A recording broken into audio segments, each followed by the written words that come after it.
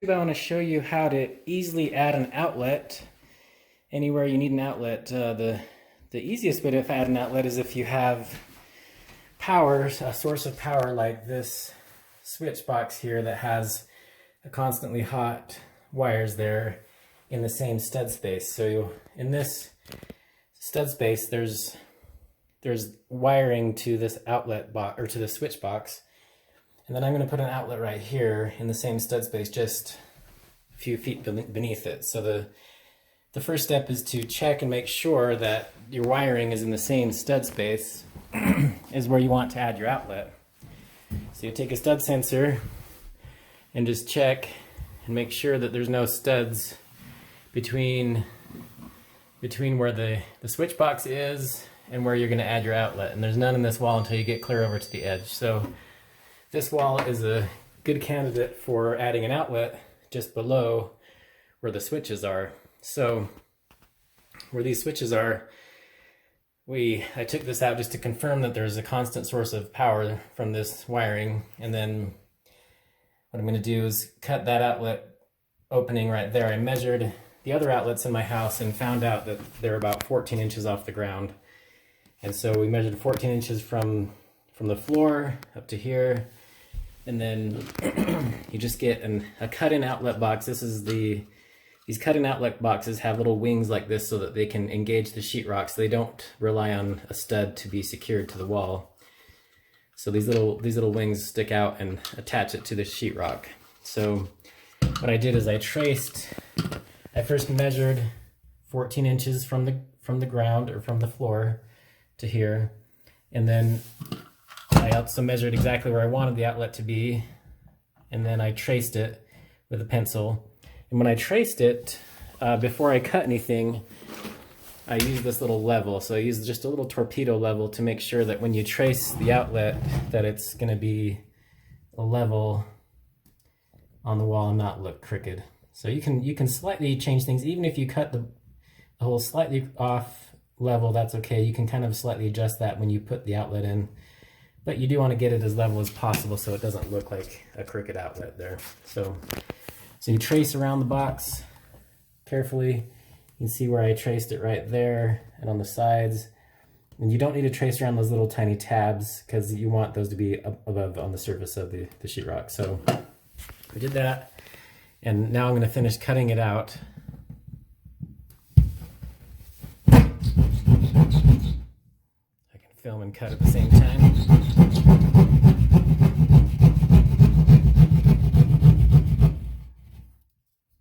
Just get a sheetrock saw, cut that out.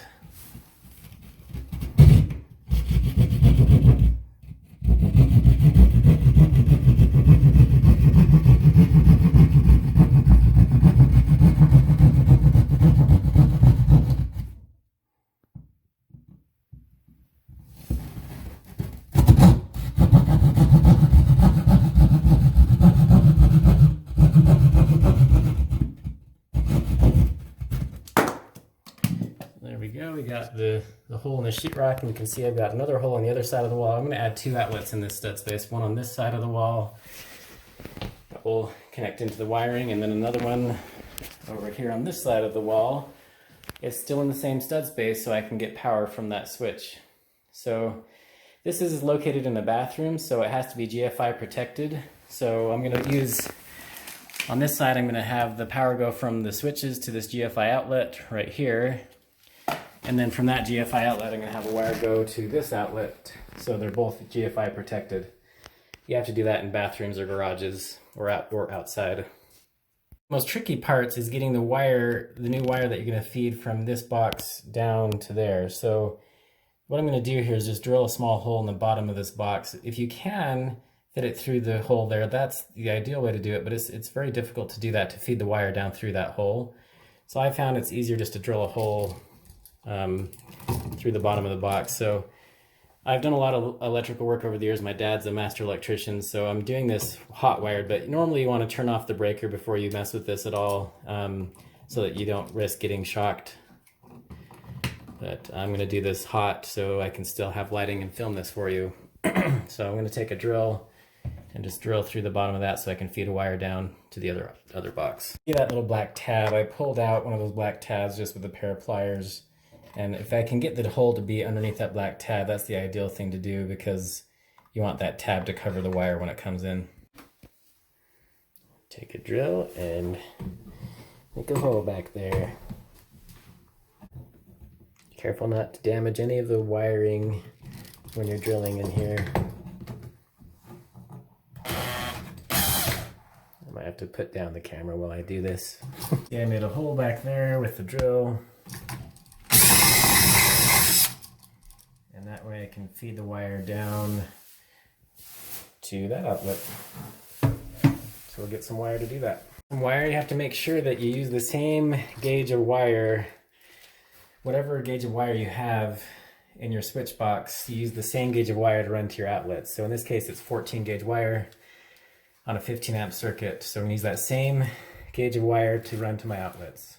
Now what I need to do is just simply feed the wire through that little hole and down the same stud space, and then I'll reach my hand in that hole to grab the wire as it goes down. It's much, much easier to feed the wire from the top down. So you just feed the wire from whatever the existing box is, because I can't reach my hand in here because it's just a tiny hole. So I start by feeding the wire in this direction. Fiberglass rod that you can use to fit through the hole if you are having a hard time getting the wire to go through, but in this case it's feeding pretty easy. On interior walls where there's no insulation, it's really quite easy. Just feed that wire down. That's the 14-2 wire, and then I think I've fed enough down there, so I'm going to come down here and see if I can feel the wire in there. And I actually want to go around the other side because my GFI is going to be on the other side over here. So I'm going to reach in there with my hand, see if I can feel the wire as it's fed through there. Yep, got it. That's the wire. I got much more than I need, so I'm going to pull some of that back through so I don't waste the wire. Wire is expensive right now, so pull some of that back through. And then it's looking pretty good there. You want at least 6 to 8 inches sticking out of the box, so that looks good. And then I'll connect the wires here. I'll show you how I'll do that here in a second. Doing a wiring electrical project, I like to work backwards, so I hook up the last thing on the line back, and then the last thing I do is hook up the power source here. So first of all, I'm going to add just a regular outlet on this side that will feed into the other outlet that's going to be the GFI. So I just took a screwdriver and bent that up a little bit so the wire can get in there. Feed that wire through. This is before I even put the box in place. There we go.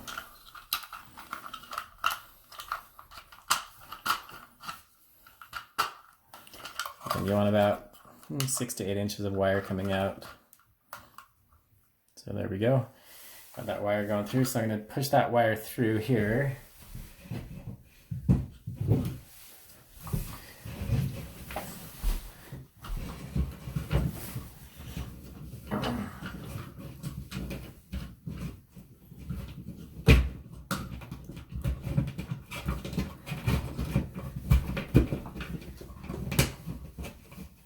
That's looking good.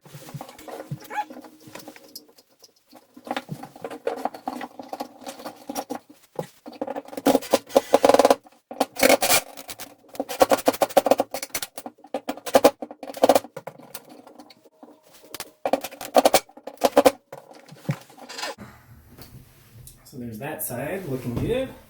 We'll come over here. I've got 2 wires on this one.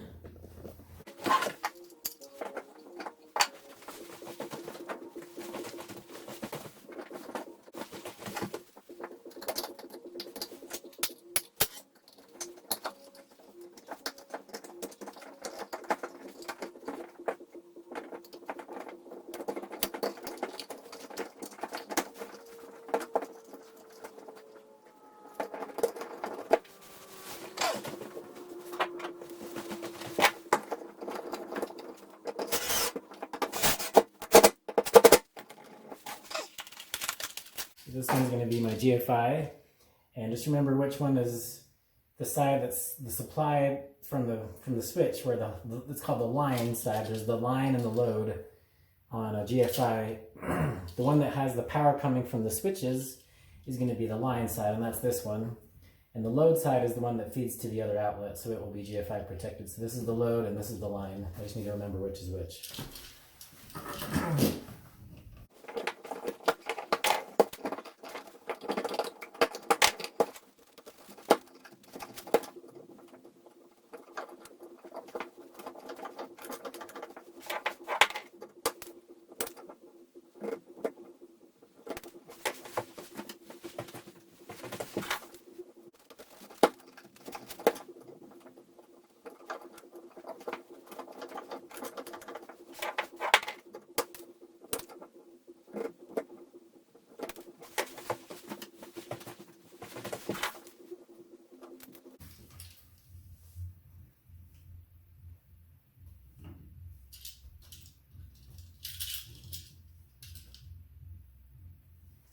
Tells you on here which one is load, which one is line, so I'm putting the load side here.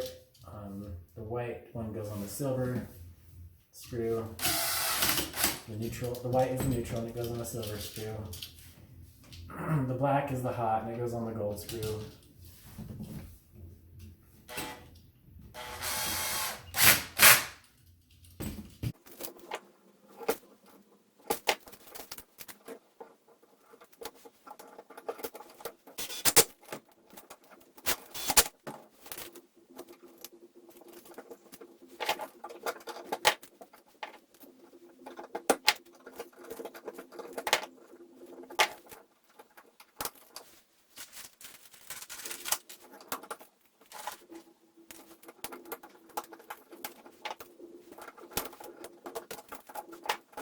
So I grabbed a green wire nut because you're supposed to use a wire nut or some kind of mechanical retention to hold the ground wires together before you go to the outlet. So I got that put on, and then I'll get that GFI put back in.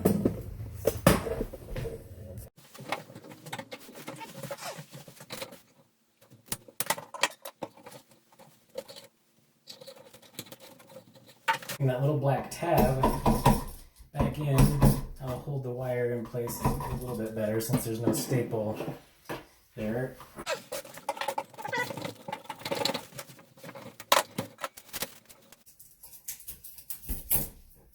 So now all we have to do is connect the colors together. So we want to connect the black to the black, the white to the white. So black is hot, white is neutral, and the bare copper is the ground wire. So we just connect them all together and into the wire nuts where they're supposed to go. And that will give us power. So this is where you want to be careful so you don't get shocked. Like I said, I'm doing this hot so that we can still have light in here so you can see what we're doing. But normally you want to unplug the breaker so you don't get shocked while you're doing this. I've done a lot of electrical work over the years, and so I can usually get away with it. Sometimes I still get shocked or trip the breaker, but you can touch the neutrals just fine without having anything.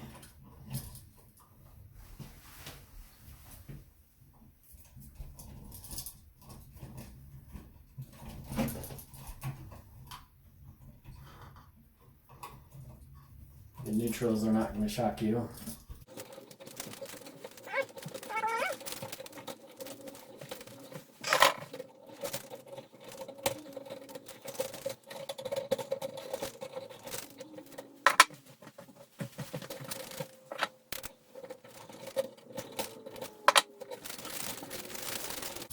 Now we got the neutral. Now we got the sorry, the ground. I was calling them the neutrals. We got the ground wire connected.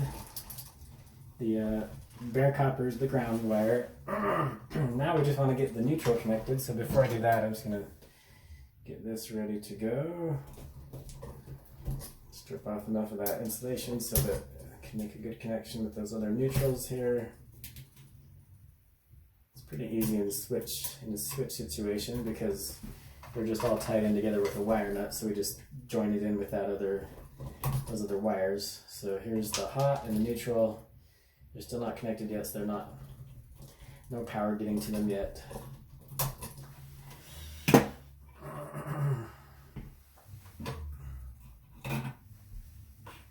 And sometimes there's a little bit of electricity flowing through the neutral side, especially when you've got lights that are turned on. So I'm going to try not to touch it so I don't get shocked.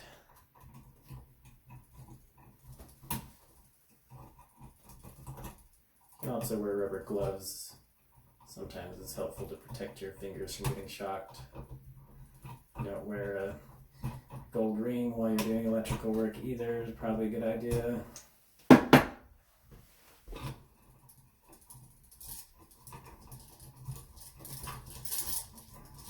Screw that on tight.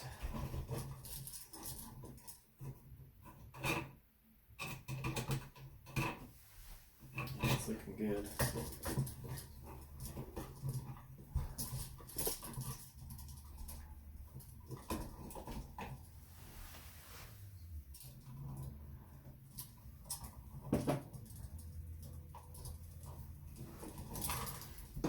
Push that neutral in here.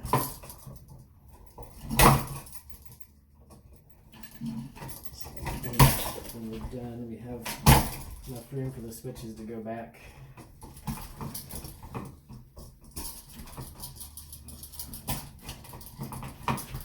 If you're not comfortable working around electricity, just hire an electrical contractor to do this for you. And we just killed the lights because those did not have a very good connection, surprisingly.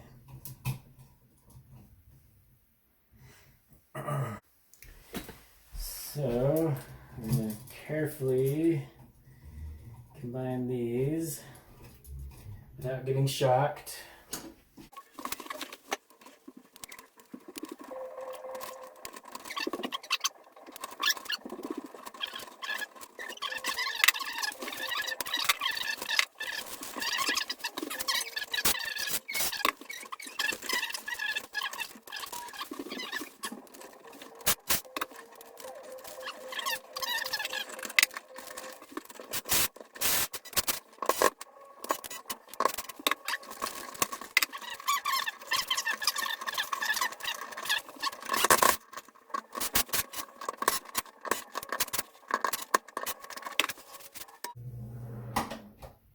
Yep, still works.